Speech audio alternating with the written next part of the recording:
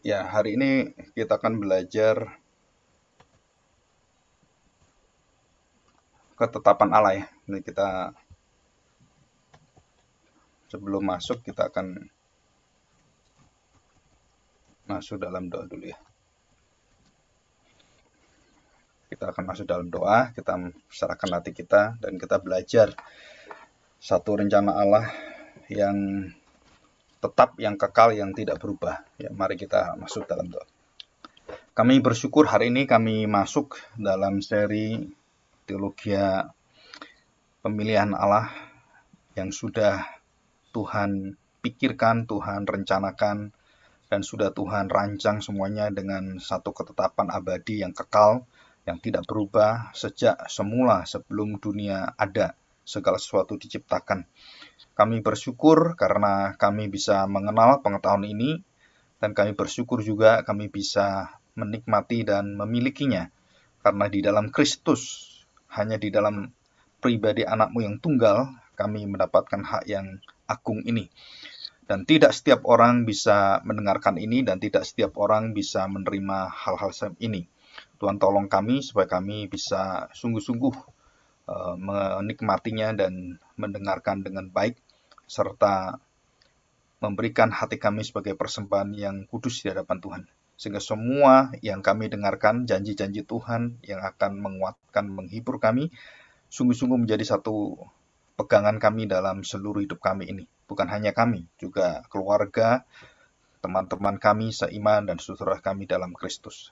Terima kasih Tuhan, kami serahkan hati kami, ajarlah kami. Di dalam kuasa Roh-Mu yang kudus, kami mau tunduk dan kami mau dilembutkan hati kami. Terima kasih Tuhan. Di dalam nama Tuhan Yesus, kami serahkan doa kami ini. Amin. Ya, kita akan melihat apa itu ketetapan Allah ya, the degree of God. Ketetapan Allah atau the plan of God ya, the planning of God. Nah, itu ada kemiripan. Nah, kita akan melihat, kita di hari Minggu itu belajar tentang doktrin pilihan. Ya, jadi ini kita belajar tentang theology of ketetapan Allah, degree of God. Nah, theology of predestination atau election sama. Nah, kita secara khusus belajar apa itu ketetapan Allah, karena begitu banyak orang-orang yang menyangkali hal ini dan dikatakan bahwa ini tidak ada dalam Alkitab. Nah, kita kan pelajari di dalam Alkitab ya. Bacaan dalam Alkitab itu Efesus yang di handphone itu yang lihat bisa lihat ada Efesus pasal 1 ayat 4, 1 Petrus pasal 1 ayat 2 dan 20. Nah, ini saya baca ya. Nah, kita akan melihat Efesus pasal 1 yang juga sudah kita kenal. Kalimat ini, sebab di dalam Dia Allah telah memilih kita sebelum dunia dijadikan. Ini sudah saya pernah bahas di hari Minggu, pembahasan tentang khotbah di hari Minggu ya. Sebab di dalam Dia Allah telah memilih kita sebelum dunia dijadikan. Tujuan pemilihan itu adalah supaya kita kudus dan tak bercacat di hadapannya. Jadi pilihan itu menjadikan kita layak untuk datang ke hadapan Allah Bapa, ke hadapan hadirat Allah, dan supaya kita bukan orang-orang yang akan dibinasakan karena dosa-dosa kita, karena kenajisan kita, dan kita dijadikan kudus dan tak bercacat. Nah, siapa yang menjadikan kita kudus tak bercacat? Tentu saja itu adalah Kristus sendiri, darah dan tubuh Kristus yang dipersembahkan. Ya, ini udah jelas. Jadi dikatakan di sini supaya kita kudus dan tak bercacat.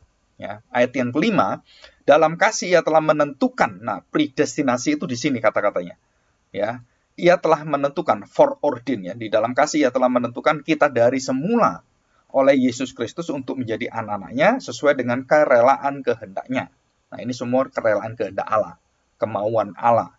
Jadi bergantung sepenuhnya pada Allah. Nah, ini. Nah, kita baca 1 Petrus pasal 1 ayat 2 dan 20. Perhatikan baik-baik ya. Kita akan melihat ini. Orang-orang yang dipilih sesuai dengan rencana Allah. Bapak kita yang dikuduskan oleh Roh supaya taat kepada Kristus Yesus. Jadi ini ada 3 pribadi Allah yang berkaitan dengan apa yang harus kita lakukan. Berkaitan dengan hubungan kita dengan Bapa, Roh Kudus, dan Yesus sang anak itu. Jadi orang-orang yang dipilih sesuai dengan rencana Allah, Bapa kita. Jadi yang memilih, merencanakan, menginisiasi, dan semua itu yang mempunyai programnya, yang mempunyai semua rancangannya, itu adalah Bapa Surgawi. Bapa itu perancang, dia yang menjadikan segala sesuatu sesuai dengan kehendaknya, dan yang melaksanakan itu adalah Yesus Kristus. Jadi rencana Allah Bapa kita yang dikuduskan oleh Roh. Jadi yang dikuduskan itu artinya dilayakkan, yang akan disampaikan dalam hidup manusia, dan yang akan dilaksanakan di dalam kelemahan-kelemahan manusia dalam dosa itu yang diubahkan oleh Roh Kudus. Supaya taat. Nah, baru keluarlah di situ kita bisa melakukan. Kenapa? Karena ketaatan kita itu berasal dari ketaatan Kristus. Supaya taat kepada Yesus Kristus dan menerima percikan darahnya, penebusan. Ya. Kiranya kasih karunia dan damai sejahtera Allah makin melimpah atas kamu. Nah, kita lihat ayat yang 20 sekarang. Ayat 20, saya bacakan ya. Oleh dialah kamu percaya kepada Allah yang telah membangkitkan dia dari antara orang mati dan yang telah memuliakannya sehingga imanmu dan pengharapanmu tertuju pada Allah. Nah, ini ayat 21 ya.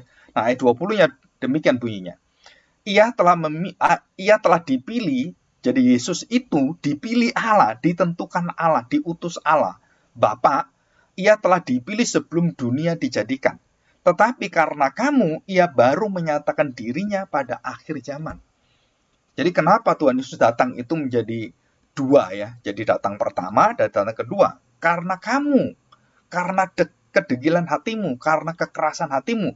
Sehingga Tuhan menjadikan dua rencananya itu adalah datang pertama, untuk menyatakan belas kasihannya, menyatakan Injilnya, menyatakan kabar sukacitanya bahwa orang berdosa yang percaya kepada dia itu bisa diselamatkan. Nah, karena kamu itu keras kepala, degil, dan tegar tengkuk, dan pokoknya dableknya luar biasa, bebalnya itu nggak ketulungan, dan Tuhan memberikan kesempatan sampai kedatangannya yang kedua untuk menghakimi. Di sini, itu adalah kemurahan Allah, kesempatan, masa toleransi Allah, masa kalau kita mau kesabaran Allah. Wah, Allah itu begitu mengasihi kita dan menunggu kita, menantikan kita, dan memberikan harapan pada kita. Bukan 1-2 hari, tapi lebih dari 2000 tahun sekarang. Dari kedatangan Yesus pertama sampai yang kedua, itu hampir 2000 tahun lebih. Ya. Nah, ini yang kita harus pikirkan baik-baik. Mengapa kok nanti datangnya baru nanti gitu, kok nggak langsung aja gitu. Karena kamu, ya, ia menyatakan dirinya karena kamu, ia baru menyatakan dirinya pada akhir zaman. Jadi Tuhan melihat memang kelemahan manusia itu harus ada waktu yang panjang, dan itulah yang dia tahu, yang dia rencanakan dan dia tetapkan jadi dengan kepastian ya. Nah, di situ. Oke, kita lihat pasal 2 ayat 4. Kita lihat ya pasal 2 ayat 4.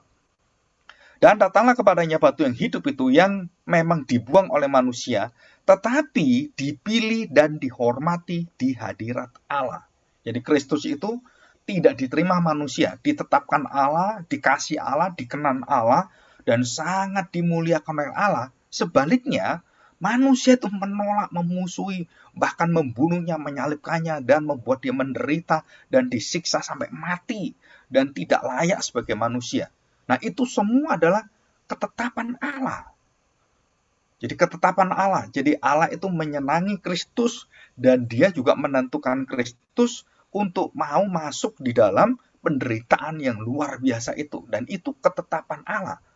Bagaimana ketetapan Allah itu yang maha kudus, yang tidak bercela, yang tujuannya untuk kemuliaannya, bisa kemudian mengikuti agen-agen dosa ini, kok menjadikan Kristus harus menderita. Kalau nggak menderita kan enak gitu. Enggak, itulah jalannya. Dan itulah ketentuannya. Itulah ketetapannya. Jadi kita nggak bisa mengatakan jalan lain. Kita diselamatkan jalan lain aja. Kita maunya jalan yang enak-enak gitu ya. Jalan yang ya sekarang banyak mengatakan jalan semua bisa lancar. Terus kemudian jalan mujizat. Dan semua jalannya itu begitu lempeng. Dan jalan lurus enak sekali. Nah, itu tidak demikian. Karena dosa manusia itu menyatakan bahwa manusia itu di dalam satu nuansa dan dikekang serta ditekan dan dikuasai oleh penderitaan yang luar biasa. Jadi kita ini mengalami sakit penyakit dari kecil sampai yang berat, itu karena dosa manusia, karena dampak dosa itu bukan hanya manusia nggak ngerti kehendak Allah, tetapi tubuh kita pun itu dalam kelemahan akhirnya mati. Ini dampak dari apa? Karena ketidaktaatan. Jadi setiap kali kita tahu, kenapa saya sakit, kenapa saya bisa seperti ini? Ya karena itu manusia sudah lepas dari hadirat Allah, dari kehadiran Allah. Jadi waktu di Taman Eden, semua itu serasi baik dan tubuh manusia itu sehat betul. Nggak ada sakit penyakit, nggak ada udara kotor, nggak ada makanan kotor, nggak ada semua yang polusi gitu, nggak ada. Di surga itu bersih, itu manusia di sana itu akan hidup selama-lamanya. Dan itulah rencana Allah. Tetapi Allah melihat manusia jatuh dalam dosa dan itu menjadi satu perenungan bagi kita. Kenapa manusia jatuh dalam dosa? Apa Allah tidak tahu? Jawabannya Allah tahu dan Allah sudah merencanakan semuanya. Dan rencana Allah menjadikan Allah bukan pembuat dosa, bukan aktor dosa, otak dosanya, bukan. Tapi karena dia tahu segala sesuatu dan dia sudah menetapkan segala sesuatu. Nah ini yang sulit sekali dipikir. Nanti saya akan jelaskan. Ya, kenapa? Karena Allah yang tahu. Dan kita nggak bisa tahu itu. Kita hanya mengimaninya. Ya, 2 pasal 4. Jadi dibuang manusia dan dibunuh manusia, disiksa dan kemudian disalibkan. Itu yang dipilih Allah. Ya, oke, kita lanjutkan 2 Timotius. 2 Timotius pasal 1 ayat yang ke-9. Ya, dialah yang menyelamatkan kita dan memanggil kita dengan panggilan kudus. Jadi holy calling. Panggilan kudus, holy calling ya. Dengan panggilan kudus, bukan berdasarkan perbuatan kita. Sekali lagi, ketetapan rencana Allah tidak pernah didasarkan pada perbuatan kita. Jangankan berbuat, ada aja belum. Nah, bukan hanya kita yang ada, dunia belum ada, segala sesuatu belum ada, Tuhan sudah menetapkan. Jadi tidak bergantung pada tingkah laku kita sama sekali. Dikatakan di sini, bukan berdasarkan perbuatan kita, melainkan berdasarkan maksud dan kasih karunia-Nya sendiri. Nah, perhatikan, sendiri, dirinya sendiri. Kerelaannya, kemauannya, keinginannya, yang begitu kudus, kekal, adil, benar, dan berhikmat, dan sempurna. Jadi kalau Allah memilih kita, itu memilih dengan sempurna, dengan kasih-Nya, belas kasihannya, dan kita bersyukur. Karena tidak semua orang dipanggil itu dipilih Allah. Ya, dalam Matius 22 ayat 14. Jelas sekali. Dikatakan di situ. Yang telah dikaruniakan kepada kita di dalam Kristus Yesus sebelum permulaan awal zaman itu ada. Sebelum ada segala sesuatu, sebelum ada sejarah manusia, sebelum ada permulaan. Artinya segala ciptaan itu ada. Itu permulaan. Dan yang sekarang dinyatakan oleh kedatangan Juru Selamat kita Yesus Kristus, yang oleh Injil, berita sukacita itu telah mematahkan kuasa maut, dan mendatangkan hidup yang tidak binasa, hidup yang kekal. Jadi doktrin ketetapan Allah dalam pilihannya menetapkan itu dan memilih, itu merupakan pengetahuan hidup yang kekal. Jadi orang yang tidak percaya ini, tidak percaya pada Kristus, tidak akan pernah hidup di dalam hidup yang kekal, di dalam surga, di dalam persekutuan dengan Allah. Karena ini adalah sifatnya bukan pengertian berdasarkan pengertian saya, perbuatan saya, tingkah laku saya. Bukan. Itu berdasarkan ketetapan Allah. Waduh, Pak, kalau orang nggak pernah dengar gimana? Ya, mereka sudah mati di dalam dosa. Karena mereka keturunan Adam dan Hawa dan dikuasai oleh dosa. Dan diperbudak oleh dosa menjadi hamba dosa. Nah, itu jelas sekali. Dan itu dikatakan dalam firman Tuhan dengan sangat jelas. Nah, kita lihat di dalam 1 Korintus pasal 2 ayat 7 juga sama ya, mirip ya. Tetapi yang kami beritakan ialah hikmat Allah yang tersembunyi dan rahasia. Yang sebelum dunia dijadikan, ini sama semua ketetapan Allah. Sebelum dunia dijadikan telah disediakan, sudah di-provide, sudah disediakan, sudah dicadangkan, sudah direncanakan Allah, sudah disediakan Allah bagi kemuliaannya. Tidak ada dari penguasa dunia ini yang mengenalnya, sebab kalau sekiranya mereka mengenalnya, mereka tidak menyalibkan Tuhan yang mulia. Nah, jelas sekali. Yesus adalah Theos, Tuhan yang mulia. Nggak akan disalibkan. Jadi ini pengetahuan yang sangat luar biasa sekali. Ya, bertahun-tahun kita belajar, saya juga belajar bertahun-tahun tentang ketetapan Allah, pemilihan Allah. Itu ada sesuatu yang tidak bisa dihindari dan itu ada dalam Alkitab dan sangat jelas. Dan itu yang membuat kita mendapatkan kepastian keselamatan bukan karena kita, karena hikmat Allah, karena pengetahuan Allah di dalam Kristus yang disediakan, yang membuat kita bisa menerima hidup kekal ini. Ya, kita lihat Efesus pasal 3 ayat 11. Ya, di sini saya bacakan. Ya, dari ayat yang ke-9. Dan untuk menyatakan apa yang isinya tugas penyelenggaraan rahasia yang telah berabad-abad. Bayangkan, para nabi, rasul-rasul itu tahu ini ada satu rahasia yang dibukakan. Dan siapakah rahasia itu? Adalah Kristus. Semua tentang apa nubuatan dan bagaimana nubuatan nanti itu digenapi, itu semua mengarah kepada Kristus. Dan satu-satunya yang membuka rahasia itu adalah ya rahasia itu sendiri. Misteri itu ya Kristus itu sendiri. Kristus rahasia Allah, hikmat Allah yang tersembunyi itu. Dikatakan yang menciptakan segala sesuatu. Perhatikan, jadi rahasia Allah ini, Mesias ini, Juru Selamat ini, itu yang menciptakan segala sesuatu. Nah, sekarang ayat 10. Dikatakan, supaya sekarang oleh jemaat diberitahukan berbagai ragam hikmat Allah kepada pemerintah-pemerintah dan penguasa-penguasa di surga. Jadi waktu Yesus datang ke dunia ini, itu perhatikan ya, jadi semua, sampai malaikat pun belajar semua. Belajar bagaimana Allah menjadi manusia, dan mereka sangat kagum sekali, dan malaikat memuji-muji kemuliaan Allah waktu Yesus menjadi manusia. Dan itu dilihat oleh gembala-gembala. Jadi Allah memilih, menetapkan bagaimana dia lahir, bagaimana dia harus lahir di rahimnya Maria, dan bagaimana semua ditentukan oleh Allah. Dan sebelum semua ada, sebelum dunia ada, Maria ada, Yusuf ada, semua manusia ada, itu sudah ditetapkan Allah, dan itu tidak berubah. Tidak berubah sama sekali. Ya. Dan ini satu kekuatan yang sangat luar biasa sekali. Dan dikatakan di sini, semua itu dikenal, dan semua itu dilihat dan disaksikan oleh malaikat-malaikat dari surga dan semua pemerintah penguasa yang di surga.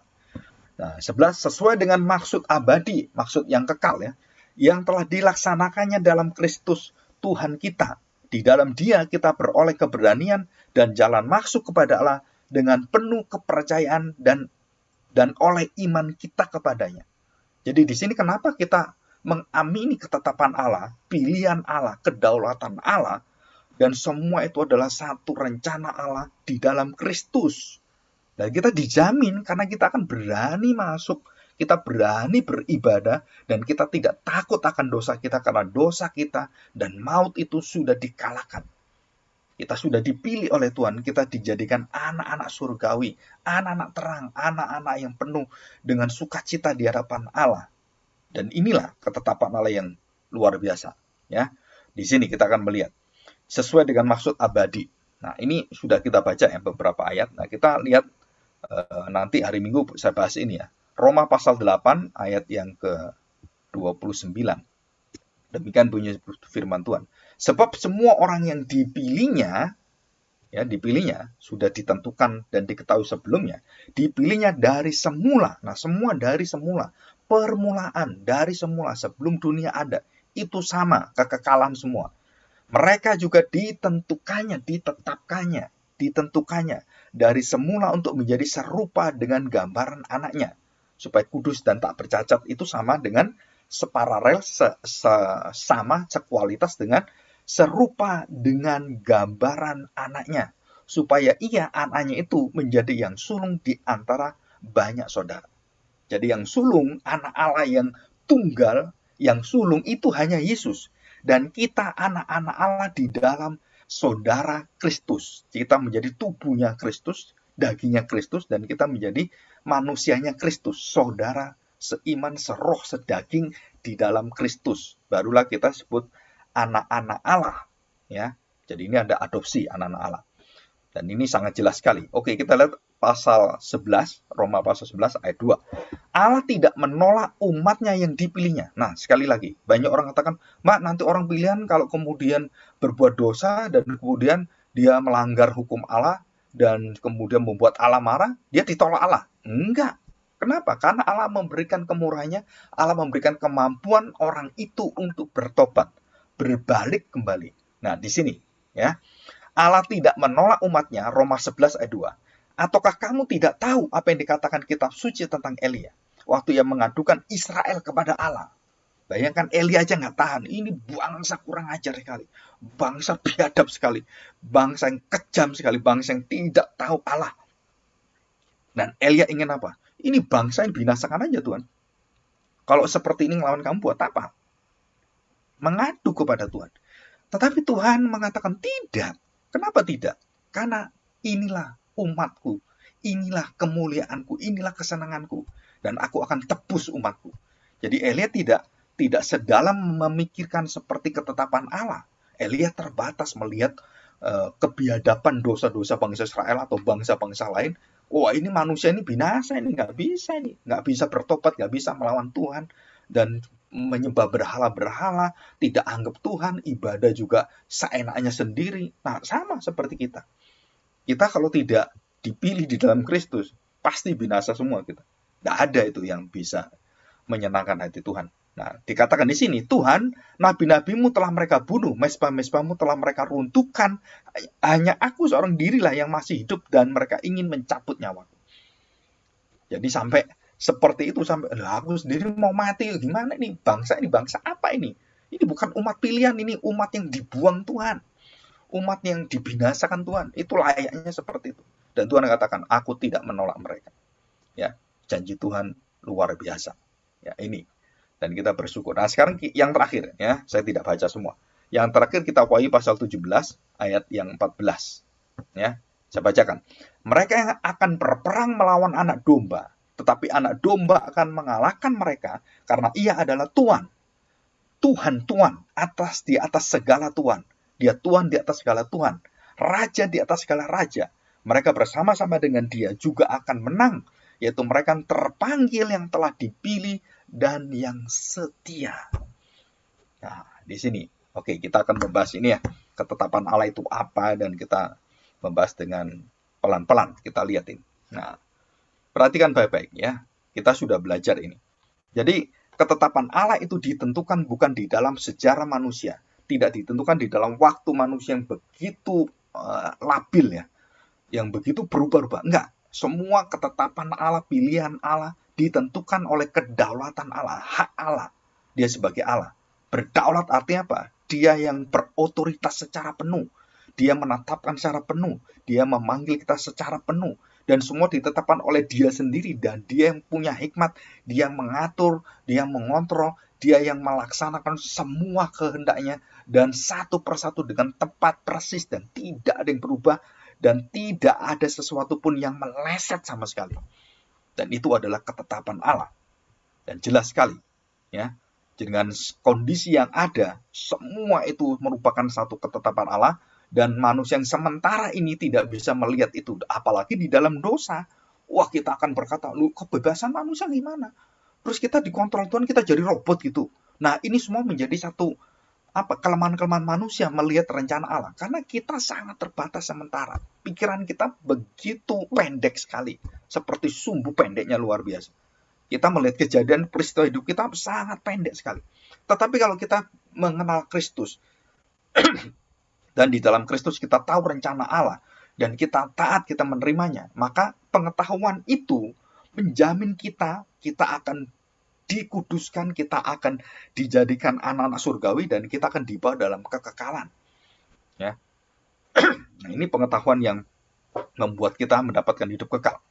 Nah, perhatikan ya, ada beberapa hal penting, ini nggak saya bahas secara mendalam. Perhatikan, ketetapan Allah tidak sama dengan kekekalan Allah dalam dirinya. Sekekal keberadaan Allah. Jadi ketetapan Allah itu adalah hasil dari Allah yang kekal. Ketetapan itu ada ketetapan yang sempurna, betul. Tapi itu bukan Allah. Ketetapan Allah, hukum Allah, bukan Allah. Nah, saudara, kita harus belajar ini. Jadi kita bukan menyembah hukum Allah. Kita bukan menyembah ketetapan Allah. Kita menyembah Allahnya yang memberikan hukum, yang memberikan ketetapan. Allah adalah kasih. Ya. Kasih itu bukan Allah. Kenapa kasih bukan Allah? Jadi kalau kasih itu Allah, kita nyembah kasih. Allah adalah kasih. Dan kita nggak boleh balik. Kasih adalah Allah. Wah, nggak bisa. Kenapa nggak bisa? Karena perbuatan Allah itu bukan merupakan satu jati diri Allah. di dalam dirinya, itu merupakan satu wujud Allah, ekspresi sifat Allah yang dilakukan oleh Allah. Dan mujizatnya, pemeliharaannya, perekatnya, itu bukan Allah. Saudara bisa ngerti nih ya. Jadi mujizat, berkat, kemuliaan, dan semua rencana-rencana Allah semua itu bukan Allah. Dan itu keluar dari Allah. Nah, saudara bisa bedakan ini. Ketetapan Allah yang kekal tidak sama dengan kekekalan Allah dalam dirinya. Jadi semua berasal dari Allah. Jadi bukan ketetapan itu menjadikan Allah ada. Bukan. Allah ini berketetapan, baru ada ketetapan. Jadi ketetapan itu sangat bergantung kepada Allah. Jadi kekekalan ketetapan Allah bergantung kepada pribadi Allah yang kekal. Jadi ketetapan Allah bukan Allah. Tapi ketetapan Allah adalah hasil dari pribadi Allah yang bergantung, yang bersandar dan bersumber kepada Allah. Jadi mujizat itu bukan Allah, kasih itu bukan Allah, berkat itu bukan Allah, dan semua merupakan apa? Bergantung, bersumber pada Allah. Jadi kalau saya mendapatkan mujizat, saya tidak menyembah Allah. Saya sebagai orang Islam gitu ya, atau sebagai orang agama lain, terus datang ke ibadah, terus saya diberkati, kemudian saya dapatkan mujizat. Wah, saya bersyukur, saya mau jadi orang Kristen. Dan kemudian suatu hari saya berdoa pada Tuhan, lu mujizat nggak terjadi, saya nggak mau jadi orang Kristen. Nah, orang-orang seperti ini adalah orang-orang yang mengilahkan mujizat. Nah, saudara harus tahu ini, ya. Di sini kita harus membedakan dengan sangat jelas, clear, supaya kita nggak jatuh dalam dosa yang menyesatkan ini. Dan banyak hamba Tuhan menyesatkan jemaatnya karena memandang mujizat menjadi jalan hidupnya dan jawaban dalam hidupnya. Padahal jawaban hidup kita itu adalah Yesus sendiri, Allah sendiri. Dialah menetapkan segala sesuatu dalam kekekalan itu. Kita harus terima, kita harus bersyukur. Jadi ketetapan Allah berasal dari apa? Kehendak keinginan Allah yang bebas tanpa pengaruh dari luar dirinya. Gak ada pengaruh dari malaikat, gak ada pengaruh dari kejadian, gak ada pengaruh dari orang nangis-nangis, orang minta-minta pada Tuhan, orang kemudian ngotot-ngotot pada Tuhan. Nggak bisa seorang pengaruh. Doa kan ada doa membuat Yakub ngotot, wah supaya diberkati, akhirnya diberkati, Pak. Dan kita berdoa supaya sungguh-sungguh gitu. Ada ilustrasi dalam perumpamaan, ketok-ketok pintu terus ganggu hakim itu. Nah, saudara perhatikan baik-baik. Orang yang bisa punya kehendak yang begitu kuat, begitu besar dan tidak menyerah, itu dari mana? Nah, kehendak itu dari mana? Bukan dari dirinya, dari dosanya. Enggak ada, saudara. Dan di dalam Filipi pasal 2 ayat 13 dikatakan, karena Allah lah yang bekerja di dalam hatimu, kehendakmu, dalam hidupmu. Allah bekerja. Jadi kita bisa ngotot itu dari mana ngotot kita? Itu dari kekudusan Allah yang menggerakkan kita oleh kuasa Roh Kudusnya. Kita kemudian ngotot karena kita benar dan Allah melihat itu menjadi kesukaan Allah. Jadi orang yang ngotot di dalam kekudusan, nah ini ada istilah baru. Ngotot yang kudus. Ya. Jadi ngotot tapi yang kudus. Bukan dablek yang kudus, nggak ada ya. Ngotot, jadi meminta pada Tuhan yang benar. Ya contohnya nih, anak saya dalam dosa, saya ngotot pada Tuhan. Tuhan, jadikan anak saya benar. Dan itu diperbolehkan oleh Tuhan. Kenapa? Karena ngototnya benar, ngototnya itu kudus. Tuhan, jadikan anak saya kaya. Nah itu salah. Kenapa salah? Ya karena ngapain menjadikan anakmu kaya? Jadikan anakmu itu mengerti, mengenal engkau. Kembali kepada kehidupan, percaya pada engkau. Itu doakan dengan ngotot. Ngotot yang benar, ngotot yang kudus.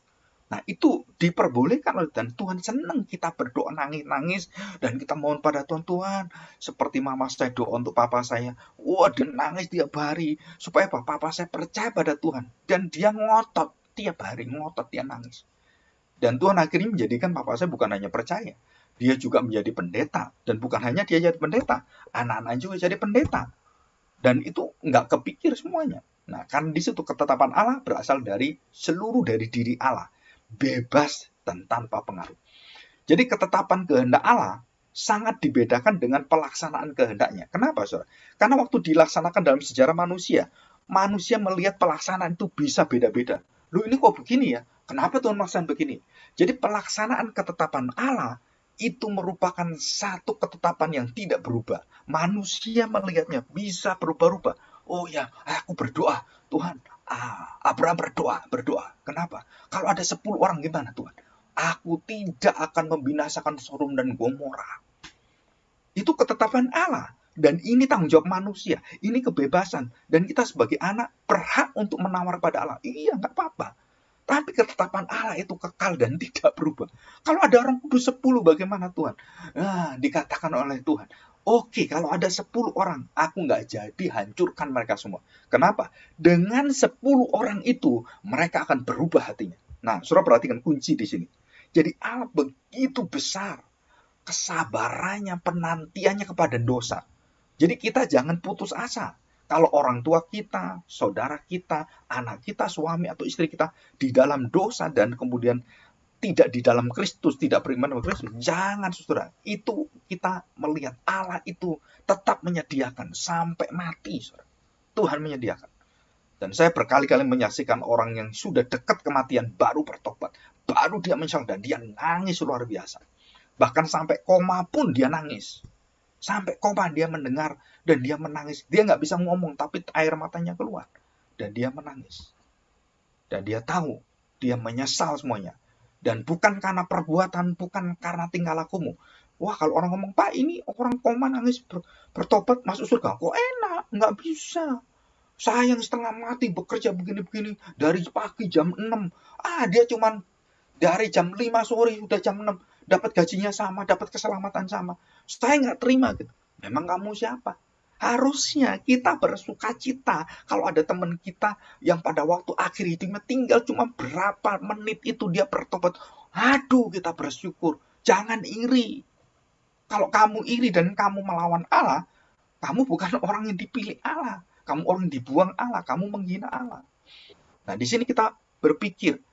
Jadi, kebebasan Allah yang berdaulat itu, saudara, itu betul-betul tidak pernah bisa dilawan dan ditentang.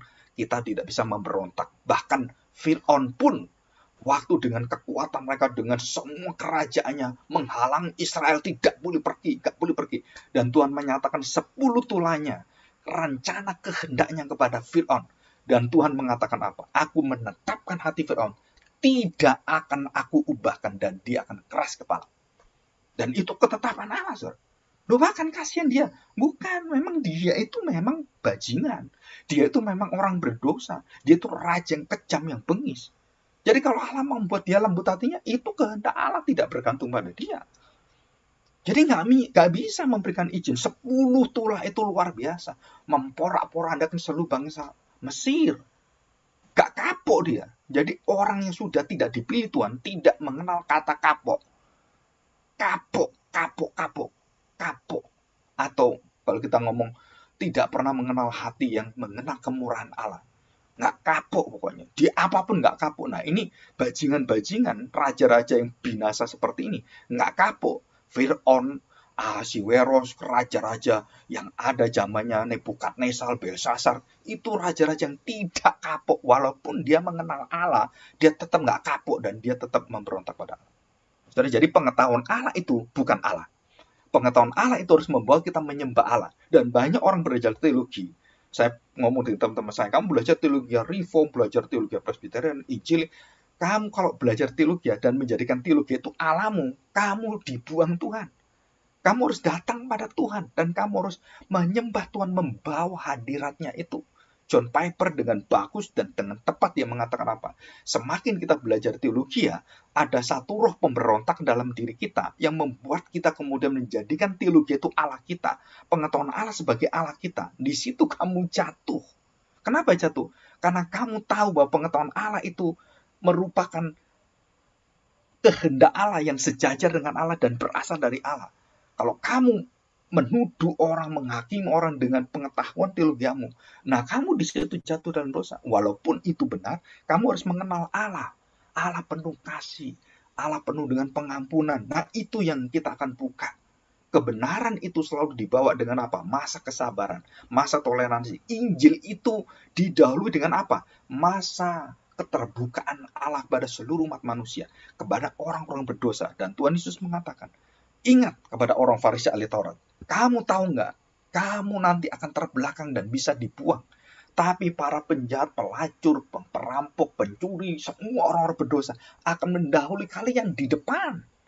Nah, saudara, ini ketetapan Allah. Itu ditetapkan Allah, saudara. Jadi orang-orang berteologi, berrohani yang tinggi, itu berada di belakang dan akhirnya masuk surga. Kenapa? Karena dia melihat pengetahuan Allah, teologia itu sebagai ilah mereka. Wah, itu bahaya sekali. Dan kita harus tahu ini. Ya, oke, kita akan melihat.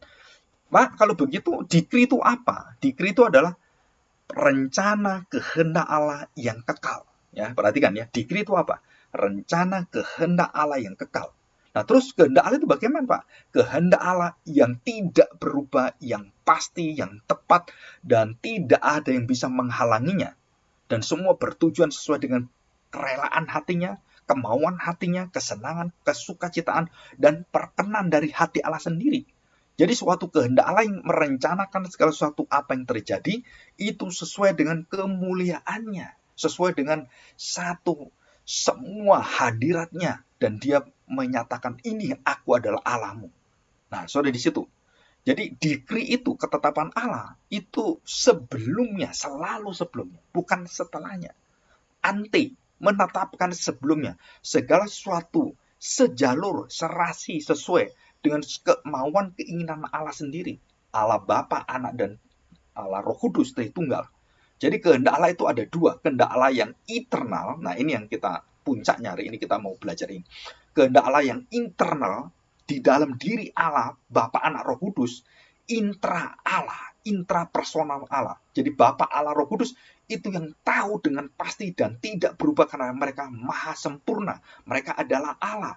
Mereka adalah Allah yang berdaulat, mereka tahu dan maha pengetahuannya yang tidak bisa didikte oleh siapapun. Dan ini intra Tuhan, internal Allah. Jadi Bapa, Anak, dan Roh Kudus bekerja semua sesuai dengan kehendaknya. Bapak yang memulai, Bapak yang melaksanakan pada anak-anak yang taat menjalankan dengan tepat, dan Roh Kudus yang membawa semua kemuliaan ini dan bisa dibawa dan kita bisa menerima. Saudara, ini adalah suatu pekerjaan yang sempurna. Keselamatan, pengudusan, dan seluruh itu dikerjakan oleh kekuatan Allah sendiri. Jadi nanti saya akan buktikan di dalam firman Tuhan bahwa kita tahu pekerjaan kata kerja yang Allah kerjakan itu bentuknya selalu sekali untuk selama-lamanya. Ya, nanti saya akan nanti waktu kita mau selesai saya bukakan itu. Ya, jadi kehendak Allah yang internal. Jadi yang tahu itu Allah, yang tidak berubah, yang semua sesuai dengan hatinya, tepat dan waktunya.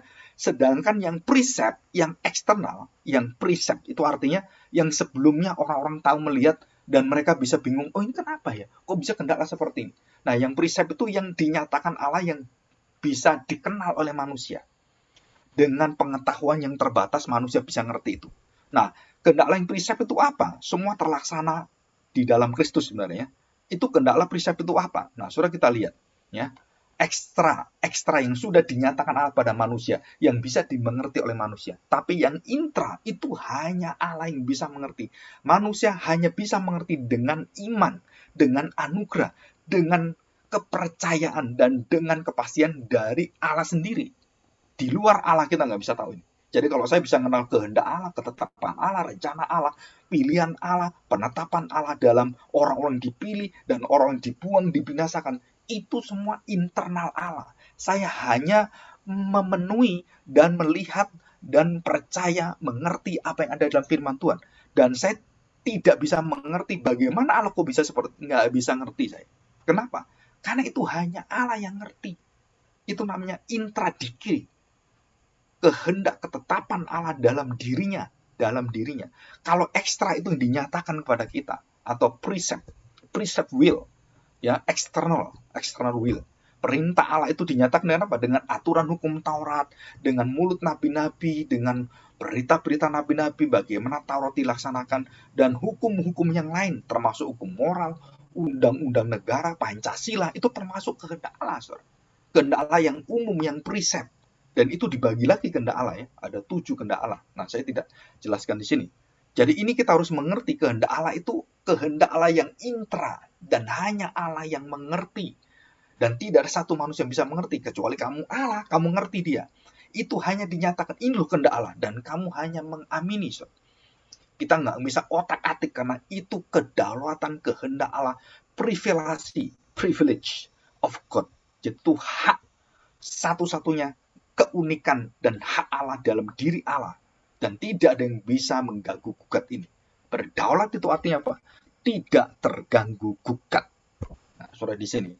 Internal intradiki will of God. Itu bergantung pada dia semua. Nggak ada bergantung. Karena semua belum ada.